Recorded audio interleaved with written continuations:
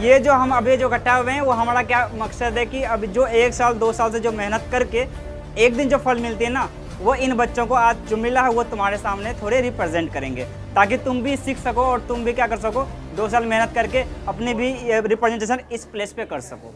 Right ना? मतलब इसने अगर 2 साल मेहनत करके अगर इस प्लेस में खड़ा हुआ तो तुम्हें भी इससे सीखना चाहिए और तुम्हें भी मेहनत करके इस प्लेस में खड़ा होने का अवसर मिलेगा, ऐसा कोशिश करना चाहिए। राइट ना? चलो, हमारे मुजफ्फरपुर सेंटर से जो है ना, इसमें जो ये सामने फेस दिख रहे हैं ना, ये सिलेक्टेड लोग हैं। ये क्या चीज़ है? सिलेक्टेड है।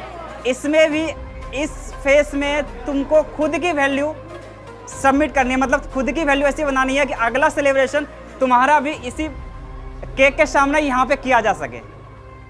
प्रॉमिस करते हो करोगे ना? पक्का? चलो, मुजफ्फरपुर सेंटर से जो है ना, जो सबसे हाईएस्ट रैंक है वो आयुष का है 597, AIR 597।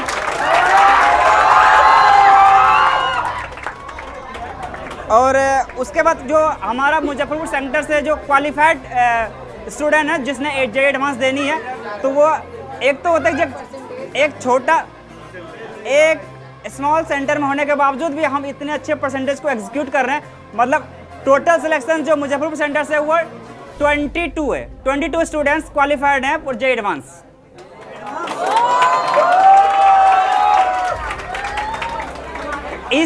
इस रेशियो को है ना, JEE मेंस की जो रेशियो है इसको और मेंटेन करनी है। आगे आने वाले टाइम में हम क्या करेंगे कि जितने स्टूडेंट आज क्वालिफाइड हो रहे हैं, आगे आने वाले टाइम में हमारी जो पूरी JEE की बैच हो वो पूरी की पूरी क्वालिफाइड हो और उस लेवल तक पहुंचे, ताकि सेलिब्रेशन हम और अच्छे से बता सके कि मुजफ्फरपुर सेंटर में जो हमारा मोशन है वहां से हमारी सिलेक्शन रेशियो 80 से लेकर के 90% तक जाने वाली है।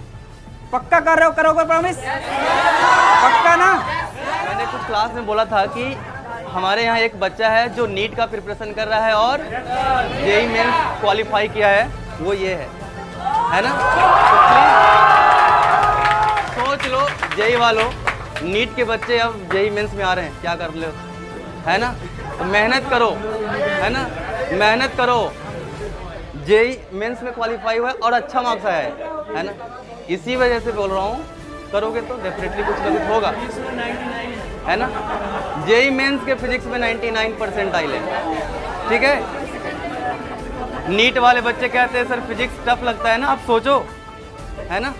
आपके नीट के सीनियर जो है JEE मेंस में जा रहे हैं, है ना? इंजीनियर प्लस डॉक्टर दोनों बनेंगे एक साथ, है ना? डबल सैलरी आएंगे। इसीलिए बिल्कुल भी हमें मन को छोटा नहीं करना है, हम जो भी करेंगे अच्छे से करना है अपने को, है ना? ठीक है। इससे बेहतर होने के लिए हम क्या कर सकते हैं? अगले 2 साल में क्या गलती इसने करी जिसकी वजह से अगर कुछ कमी रही होगी तो वो अपना कमी को तुम्हारे सामने ला के रखेंगे, ताकि तुम उसकी कमी को सीख लो। दूसरों की गलती से सीखोगे तो बहुत तेजी से बढ़ोगे, और खुद की ठोकर से सीखोगे ना तो धीरे धीरे बढ़ोगे। तो जो इसने 2 साल में गलती करी है वो कुछ तुम्हें पॉइंट्स बताएंगे कि हमने ये गलती करी थी, ये नहीं करना चाहिए था, इसकी वजह से हमारे यहाँ पे थोड़ा बैकलॉग्स आए हैं, और वो बैकलॉग्स तुम नहीं करो, इसका इसी के जुबान से सुन लो। राइट? चलो, सबसे पहले मैं ये बोलना चाहूँगा कि सबसे बड़ा गलती जो होता है टेस्ट को स्किप करना। शांत हो जाओ। भाई कौन है? तो ये गलती नहीं है, बहुत बड़ा पाप होता है टेस्ट को स्किप करना। टेस्ट को स्किप नहीं करना है। अगर टेस्ट को स्किप करते हो तो समझ जाना कि 10,000 रैंक वहीं से कम हो गया। अगर हर टेस्ट को अगर स्किप करना है तुम सीख लिए तो फिर तुम्हारा इंप्रूवमेंट हो जाएगा। दूसरा बात, जो अभी 11 से 12 में आए हैं और कुछ नहीं है, जो इसका 11th पूरा बर्बाद है, उसके पास भी अभी बहुत गोल्डन अपॉर्चुनिटी है। अभी 1 साल अगर जब जम के तुम लोग मेहनत कर लिए ना, तो एक स्टूडेंट में 30 बच्चे का एक क्लास होता है, एक बैच होता है। तो अगर 30 का 30 बच्चा अगर आ गया तो फिर एक मोशन का ये एरिया कम पड़ जाएगा। एक द पार्क बुक करना पड़ेगा तुम लोग को सेलिब्रेशन के लिए। तीसरा गलती है कि 11th में आ गए तो 12 में, पहली बात जिसका 11th बर्बाद है उसके लिए मैं बोल रहा हूँ कि बैकलॉग होगा। अब बैकलॉग कवर कैसे करना है कि सबसे पहले टीचर लोग से जाके डिस्कस करो कि कौन सा टॉपिक सब टॉपिक इंपॉर्टेंट है। चैप्टर मैं नहीं बोल रहा हूँ, कौन सा सब टॉपिक इंपॉर्टेंट है। जैसे क्लास 11th का NLM बेसिक है जो कि हर चैप्टर में काम आएगा, वैसे ही कुछ काइनेमेटिक्स का कुछ रिलेटिव मोशन वाला टॉपिक हर चैप्टर में काम आएगा। वैसे ही तुम लोग फिजिक्स के अलग, केमिस्ट्री के अलग, मैथ के अलग, तीनों के अलग सब टॉपिक को जाके डिस्कस कर लो कि, और वो सब टॉपिक के अकॉर्डिंग तुम डेली अपना प्लानर बनाओ। एक दिन में एक सब टॉपिक बस कंप्लीट करो और उसका एक्सरसाइज 1 का बस क्वेश्चन लगाते चलो, क्योंकि अब हमारे पास उतना टाइम नहीं है कि एक्सरसाइज 1, एक्सरसाइज 2, लेवल 1, लेवल 2 और एक्सरसाइज 4 का प्रीवियस ईयर क्वेश्चन पूरा सॉल्व किया जाए। तो एक्सरसाइज 1 और एक्सरसाइज 2 लेवल 1 प्रायोरिटी होना चाहिए। और बैकलॉग के लिए सिर्फ एक्सरसाइज 1 करो ताकि बेसिक अंडरस्टैंडिंग क्लियर हो, और जो चैप्टर चल रहा है उसके लिए बस एक्सरसाइज 1, एक्सरसाइज 2 लेवल 1। टाइम बचता है तो एक्सरसाइज 2 लेवल 2 पे जाओ, और फिर प्रीवियस ईयर क्वेश्चन या तो टेस्ट के एक रात पहले सॉल्व करो या फिर एग्जाम के टाइम।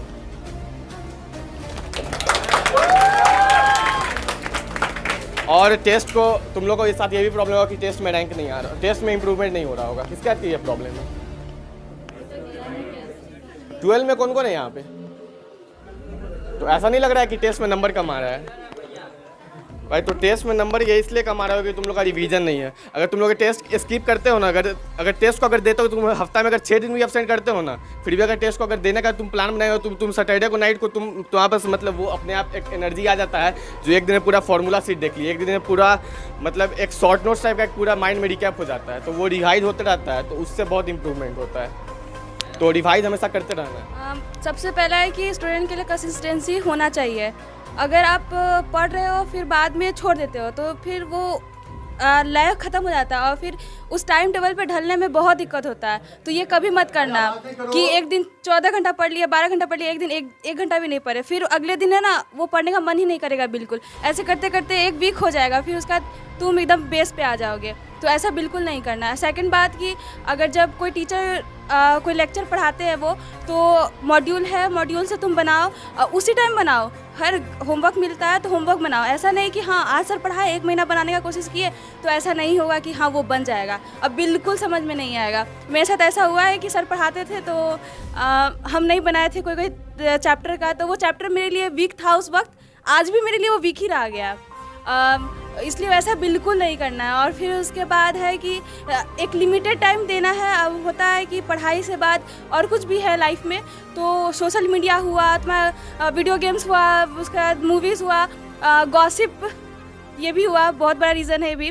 तो उसके लिए एक लिमिटेड टाइम दो। ऐसा नहीं कि उसमें ही ढल के रह जाओ तो फिर बहुत इम्पॉसिबल है कि तुम अपने स्टडी टाइम टेबल को मेंटेन कर पाओगे, क्योंकि माइंड वहीं पे बार बार दौड़ेगा, तो ये बहुत बड़ा डिस्ट्रैक्शन बन सकता है।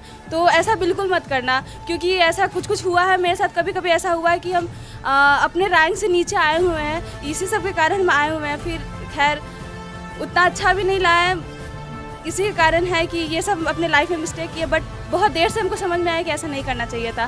तो प्लीज़ तुम लोग इम्प्रूव करना, क्योंकि ये बिल्कुल झूठ बात नहीं है, जितना बताया सच बताया है हम, और मेरे साथ ऐसा हुआ है। बहुत बढ़िया।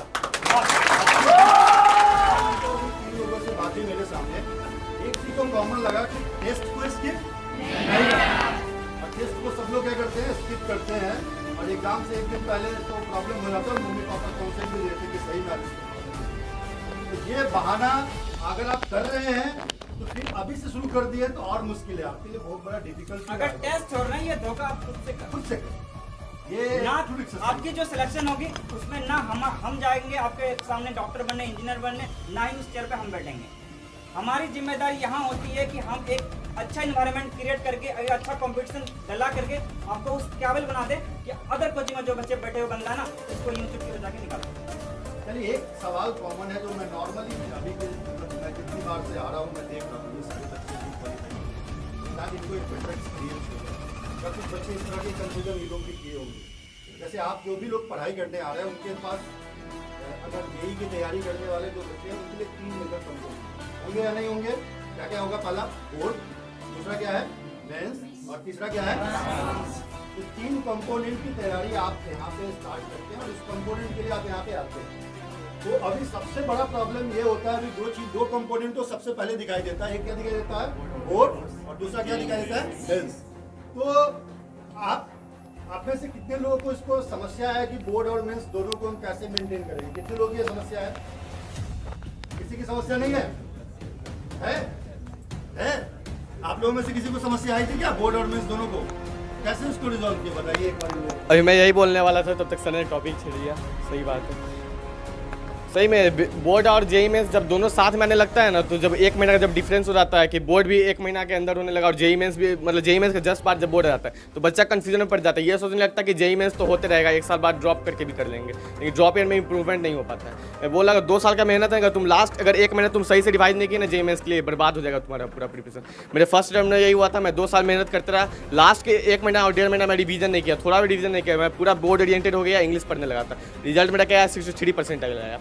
पूरा सेल्फ कॉन्फिडेंस मेरा ग्राउंड के नीचे था। सेकेंड टाइम में मैं वही चीज़ को इम्प्रूव किया। मैं जानता था कि मेरे जगह कोई और रहता है सेल्फ कॉन्फिडेंस ग्राउंड के नीचे, क्योंकि 63% से इम्प्रूव करना इज़ टोटली इम्पॉसिबल। लेकिन ये पॉसिबल है अगर तुम सही से स्ट्रेटजी प्रॉपर बनाते चलते हो। मैं स्ट्रेटजी प्रॉपर बनाया, डेली स्ट्रेटजी को फॉलो किया, स्ट्रेटजी पर टिक लगाते गया। मेरा रिजल्ट ये रहा कि 63% से सेकेंड में मैं 81% आया। बहुत बढ़िया। वो भी बोर्ड के बाद 20 दिन के अंदर मैं पूरा रिवाइज करते था। और दूसरी बात, हाँ, और बोर्ड और जेई मेंस में सिलेक्शन में कंफ्यूजन होना ही नहीं है। पहले प्रायोरिटी जेई मेंस को देंगे, क्योंकि जेई मेंस खत्म होने का उसके बाद 1 महीना कम से कम बोर्ड को रहता है, जो कि 1 महीना इंग्लिश के लिए 1 महीना सफिशिएंट है, और फिजिक्स केमिस्ट्री मैथ के लिए जेई का सब कुछ सफिशिएंट है। बस तुमको सैंपल पेपर सॉल्व करना है, मतलब लगा लेना डेली एक, बस इतना समझ लो। 5 सैंपल पेपर लगा लिया, तुम्हारा 80% प्लस आना ही आना है। अब बस बोर्ड में अपने आप को बस 75% बस प्लस सही, और क्या। अब बोर्ड का मार्क्स बाकी और जगह मैटर करता नहीं है। मैटर यही करता है कि तुम जेई मेंस को क्रैक करके तुम कितने अच्छे कॉलेज में जाते हो, आगे का 4 साल वो तुम्हारे डिफाइन करता है। तो उसी के अकॉर्डिंग अपना नहीं करते। अगर आप जेई मेंस की तैयारी करते हैं तो इंग्लिश या बाकी चीजें उसके लिए बहुत मेहनत करने की जरूरत नहीं है। अगर जेई मेंस के लेवल की तैयारी अगर आप स्टार्ट करते हैं, एडवांस लेवल की तैयारी करते हैं, तो बोर्ड लेवल की तैयारी उसके साथ आप आराम से करते हैं, तो बहुत बड़ी समस्या नहीं है। बिल्कुल बोर्ड के एग्जाम के कारण या उसके कारण इसको बिल्कुल डिस्टर्ब करने की जरूरत नहीं है। अगर ऐसी गलती करेंगे तो फिर आपका उसका बहुत बड़ा बेनिफिट आप उसका अवेल नहीं कर पाएंगे। जैसे एक बच्चा, शायद आपका नाम है ना, क्या नाम है? तुषार चंद्र झा। ये बच्चा, इसका रिजल्ट में सुना तो मुझे भी थोड़ा अचंभित हुआ। आप लोग इनको जानते, कितने लोग जानते हैं इनको? ये किस चीज़ की तैयारी करते हैं और अभी खड़े कहाँ पे हैं? ये कैसे मिरेकल हुआ? How it is? हमको लगता है कि इंडिया में ऐसा मिरेकल करने वाले बहुत कम लोग होते हैं। एक बार जोरदार तालियां बजाइए।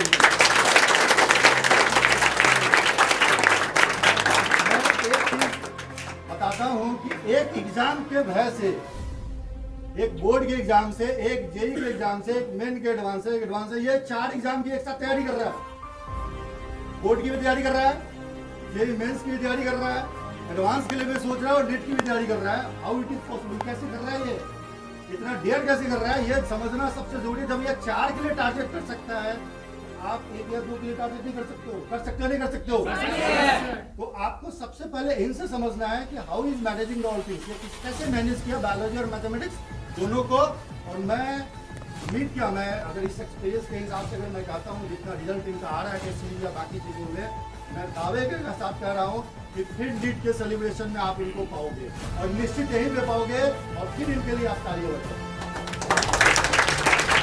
एक बार आप बताइए कि आपने इस चीज़ों को कैसे मैनेज किया और कैसे इन चीज़ों को मैनेज, और मोशन में कहाँ तक आपको सहयोग कर पाया और किस तरीके से उसको मैनेज किया। जबकि ये 12th से स्टार्ट किया आपने, यहाँ पे जर्नी कब से स्टार्ट किया? 12th से। 12th से स्टार्ट, ठीक है। मैं सबसे पहले कहना चाहूँगा कि अगर क्लास में जो पढ़ाई हो रहा है, जो सर पढ़ा रहे हैं, अगर उसको अच्छे से शिद्दत से पढ़ लो, और जो DPP यहाँ मिल रहा है वो सफिशिएंट है, उसको कर लिए, मॉड्यूल कर लिए, तो तुम कोई सा एग्ज़ाम दो, उसका टॉपिक तो मतलब लगभग सेम ही रहता है। अगर एक जगह तुम अच्छे से पढ़े हुए हो तो तुमको किसी में दिक्कत नहीं होगा। बस इसी तरह, और अपने अंदर का सेल्फ कॉन्फिडेंस और मोटिवेशन कभी डाउन मत होने देना।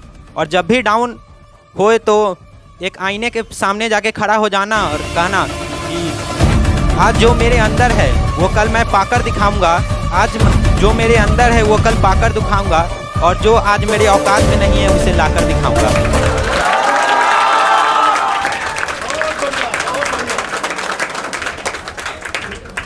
यही सोचकर मैंने मतलब मेरे बहुत रिलेटिव बोलते थे कि जेईई एडवांस टफ है और फिर मतलब मैथ और बायो एक साथ लेना थोड़ा डिफ़िकल्ट पड़ जाता है, तो फिर मैंने सोचा कि अगर लेंगे तो दोनों ही लेंगे और करेंगे दोनों करेंगे। यही से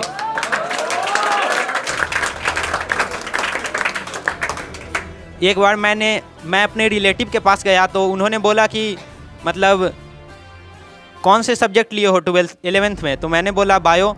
तो फिर बोले कि मतलब करना क्या है, तो मैंने बोला नीट। तो फिर बोले नीट तो बहुत टफ है, इसलिए मैंने अपने बेटे को मतलब डायरेक्ट फार्मेसी करा दिया, तो नीट में थोड़ा टाइम लग जाता है। तो फिर मैंने बोला कि नहीं करेंगे तो मतलब नीट भी करेंगे, जेईई भी करेंगे और एडवांस भी क्रैक करेंगे।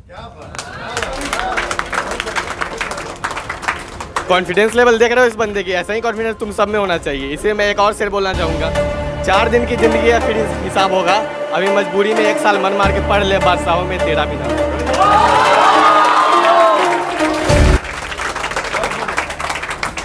सुनो एक बात सुन लो पहले। क्लास में कुछ भी हो, कितना भी मस्ती करो, जो क्लास में पढ़ाई हो रहा है उस पर फोकस करो। घर जाके अगर उसको अच्छे से रिवीजन कर लिया, होमवर्क मिले वो उसी दिन कंप्लीट करो, कुछ भी हो जाए। आगे के लिए मत रहो यार कल कर लेंगे परसों कर लेंगे, वो हमेशा पीछे ही छूट जाएगा। बैकलॉग बढ़ेगा फिर पीछे रह जाएगा और तुम बैकलॉग में ढलते जाओगे और तुम्हारा सेल्फ कॉन्फिडेंस लो होते जाएगा। हमेशा ऐसा करो पूरे शिद्दत से पढ़ाई करो। एक पढ़ाई के लिए एक टाइम टेबल ज़रूर बनाओ। कुछ भी करना जैसे कि अगर सुबह में खेल रहे हैं, सुबह में फ़ोन चला रहे हैं, तो मान लो कि सुबह में फ़ोन चला रहे हैं तो शाम को हमको पढ़ना है। पूरा डेली टारगेट एक बना लो जो हमको कंप्लीट करना ही है, उसे करे बिना सोना नहीं है। अगर ये कर लिए तो मेंस हो जाएगा, क्रैक करना इजी हो जाता है। और लास्ट के 1 महीने अगर जितने अच्छे से पढ़ोगे, अगर पूरे साल कितने भी पढ़ लो वो मैटर नहीं करता। अगर लास्ट के 1 मंथ अच्छे से पढ़ भी लिए तो बहुत अच्छा रैंक आएगा और सिलेक्शन हो जाएगा। हाँ दादा, 1-2 पॉइंट मैं इनके जितने बातें बोले ना इसमें 1-2 पॉइंट मैं ऐड करता हूँ कि और वो भी चीज़ होना चाहिए। आपको मैंने बताया कि आज के ज़माने में जितने भी डॉक्टर्स बन रहे हैं, जितने इंजीनियर बन रहे हैं, मेहनती लोग नहीं बन रहे, स्मार्ट लोग बनते हैं, है ना। मेहनती तो आजकल किसान भी कर रहे हैं, लेकिन सक्सेस कहाँ उतना ज़्यादा हो रहे हैं, है कि नहीं। आज में जो लोगों को चाहिए वो स्मार्ट लोगों की ज़रूरत है, सिर्फ मेहनत लोगों को करने के लिए। आपको मैंने बताया कि नॉलेज जो है, जितना टीचर आपके क्लास में पढ़ाए गए हैं, आपके पास जो बुकिस में नॉलेज है, आपके पास जो आपके जो नोट्स हैं वो सफिशिएंट है 720 आउट ऑफ 720 लाने के लिए, है ना। वो नोट सफिशिएंट है, हर बच्चा 720 ला सकता है। अगर उसको पेपर दे दिया जाए और बोल दिया जाए कि 2 दिन का टाइम है सॉल्व करके ले आओ, वो लेके आ जाएंगे। वो इसलिए ला जाएंगे क्योंकि नॉलेज उसके पास कमी नहीं है। और परफेक्ट टाइम में नॉलेज कैसे अप्लाई हो रहा है, ये किसकी कमी है, ये इसकी कमी कहाँ होती है, स्मार्ट लोगों में। स्मार्ट लोग होंगे तो स्मार्ट तरीके से अप्रोच करेंगे और उसी मिनिमम टाइम पे उतना स्कोर करके ले आएंगे। अगर आपने 720 में 720 क्वेश्चन सॉल्व कर सकते हो, इसका मतलब है कि नॉलेज की कमी नहीं है आपके पास कमी और कमी है तो बस अप्रोच की, है ना। बस अप्रोच को मेंटेन बनाना। अब टेस्ट सीरीज में आपको मैंने क्लास में भी हमेशा बोलता हूँ कि टेस्ट सीरीज जब भी देते हैं एक मेथड बनाना। एक मेथड क्या, क्रॉस सर्कल टिक क्वेश्चन, जो मैंने क्लास में काफ़ी टाइम बता रखा है कि अप्रोच ऐसे ही करने हैं। कुछ कमज़ोर बच्चे भी सिलेक्ट होते हैं, कुछ हाईएस्ट अच्छे खासे बच्चे भी सिलेक्ट नहीं हो पाते हैं। उसका बस और बस फॉल्ट होता है कहाँ पे, कोई अप्रोच नहीं कर पाते। और आपको जो क्वेश्चंस मिलते हैं होमवर्क करने के लिए, बनाने के लिए, अब जब जिस टाइम पे सोने जाते हो ना, सोने से पहले एक बार खुद से पूछ लो कि मैंने जो 2 साल की तैयारी जर्नी स्टार्ट करी है, चाहे डॉक्टर बनने की चाहे इंजीनियर बनने की, जो भी जर्नी मैंने स्टार्ट करी है, सोने से पहले खुद से ईमानदारी से पूछना आज मैंने ऐसा कौन सा चीज़ सीखा जो हमारे फाइनल पेपर में हेल्प करेंगे।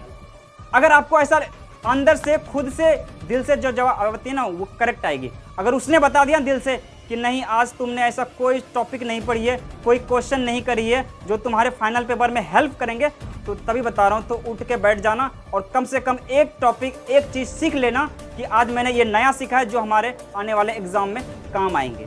अगर ऐसा करते रहे पूरे साल तक ना, एक टॉपिक एक क्वेश्चन, एक टॉपिक एक क्वेश्चन, तो पूरे साल में इतने इकट्ठे हो जाएंगे आने वाले पेपर में कुछ ऐसा नहीं बचेगा जो तुम्हें नहीं आता होगा।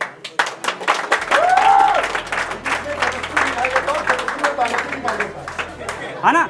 इसमें ये चीज़ ऐसा होता है, ये चीज़ एनालिसिस करने से, खुद को एनालिसिस करोगे तभी पता पड़ेगा, अगर खुद को एनालिसिस नहीं करोगे पता नहीं करेगा।